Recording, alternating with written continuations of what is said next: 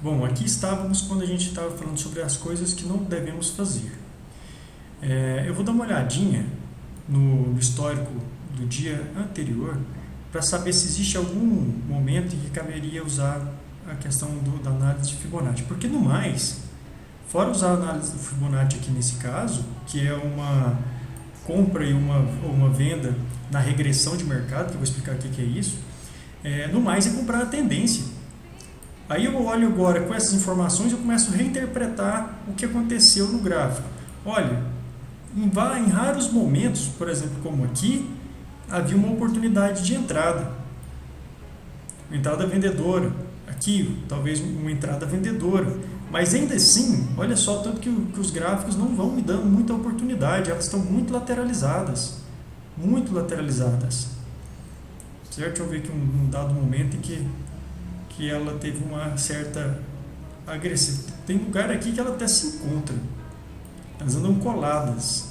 Aqui, por exemplo, ela deu uma afastadinha, mas também não é bacana. Tem dia inteiro que não arruma oportunidade de entrar. Olha só, como que opera num cenário desse daqui.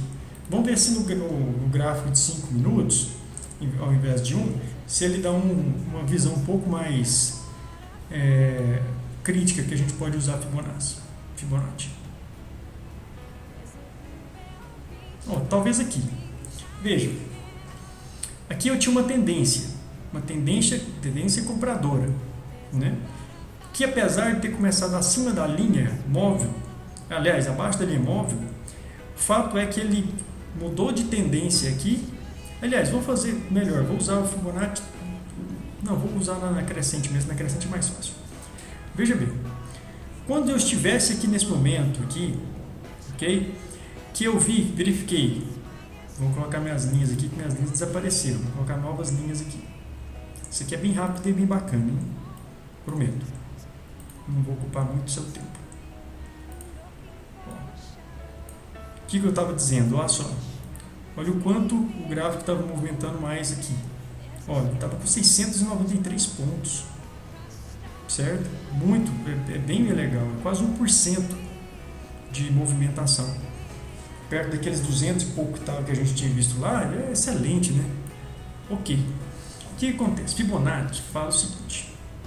Eu gosto daqui porque ele tem as linhas de Fibonacci, então independente se é regressão ou se é progressão. Regressão é quando o mercado está descendente, eles dão uma subidinha e começa e volta a estar descendente. Ascendente, de projeção, é quando o mercado está subindo, ele dá uma corrigida para ganhar um fôlego e volta a subir. Ou seja, para usar a ferramenta, eu pego o último fundo e levo à altura do último topo. Ele me faz um gráfico de 100% do que aconteceu do movimento. Fibonacci fala o seguinte, que quando existe uma tendência, a tendência compradora vai dar um certo momento que ela esgota a sua força, é como se fosse uma onda do mar, e ela precisa recuar para retomar a sua força. Ok? E isso é normal, porque imagine todo mundo comprando, não é possível. O universo de valores alocados dentro aplicados dentro do day trade é um só, é 100%. Para você ganhar, alguém tem que perder. Para alguém perder, para alguém ganhar, você tem que perder. Nesse caso, os day trades pequenos como nós, é interessante porque nós temos coragem de sair antes e alcançar metas pequenas, mas tem gente que tem a meta muito grande, então segura muito dentro dos valores aplicados. Ganham mais também, porque o risco é maior, normal. Agora, veja o que acontece. Se eu tivesse utilizado a minha linha horizontal, teria percebido que ele veio aqui, achou um suporte, ou seja, o suporte é quando ele não consegue romper, deu uma regredida, tentou novamente, não conseguiu, tentou novamente, não conseguiu, quer dizer, ele por 3, 4 vezes ele falou assim, não consigo romper essa linha de baixo. Então, nesse momento aqui, eu teria colocado uma linha do Fibonacci, traçado, e aí ele teria demonstrado que começou a haver um crescimento, e aqui ele teria chegado ao ponto máximo, até aqui, eu não saberia que ele movimentava esse tanto, Mas depois que ele, nesse momento aqui, eu estaria já usando as minhas linhas móveis superiores para ver onde é que ele vai morrer aqui e não vai conseguir mais superar. Nesse caso, quando ele chegou aqui, ele se esgotou a força compradora. E aí Fibonacci fala, essa regressão que ele tem, essa projeção que ele tem que ter aqui para poder ganhar força novamente, ela acaba encontrando resistência em 3 momentos para Fibonacci. Ele faz isso em 38, aqui no caso eu usei as linhas de Fibonacci, mas quando o gráfico é crescente, o adequado é que esse valor aqui esteja aqui em cima e esse valor aqui de 68 aqui embaixo. O 50 é normal, porque é 50% do movimento. Entenda, é como se fosse terços do movimento, né, mais ou menos. O que acontece? Ele veio aqui e a linha, em tese de regressão, ela não dá conta de superar as 3 linhas de Fibonacci aqui da metade. Aí que tá. Muitas vezes, quando o trader ele é um pouco mais que tem menos, vamos dizer assim, ele não quer perder de forma alguma, ele vem e coloca o stop dele aqui. Ou seja, ele veio aqui, ele percebeu que começou a crescer, ele vai fazer uma compra mais ou menos aqui. Ele vai subir, vai subir, vai subir. Um dado momento ele vai chegar aqui e vai parar. Ele pode, no caso, vender, sair a mercado aqui porque ele encontrou uma resistência, já ganhou todo esse movimento, ou ele pode ter calma para que ele venha, faça essa regressão, né, e suba novamente.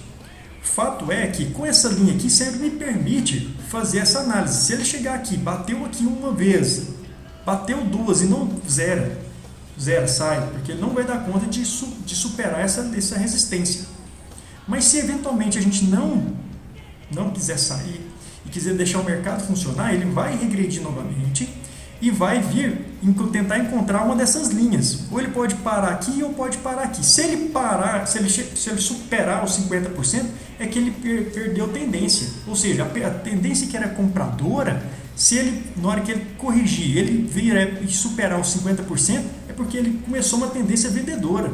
Nesse caso aqui, por exemplo, não. Ele veio aqui e respeitou os 50%, ou seja, aqueles que, no caso, que são mais afortos um pouquinho, teriam sido estopados aqui, né? E teria perdido ou teria ganhado nada, porque teria comprado por aqui, porque a ideia é compra acima da linha móvel, venda abaixo da linha móvel. Então ele teria comprado aqui, mas teria ganhado um pouquinho, que é na regressão, quer dizer, ele não teria perdido.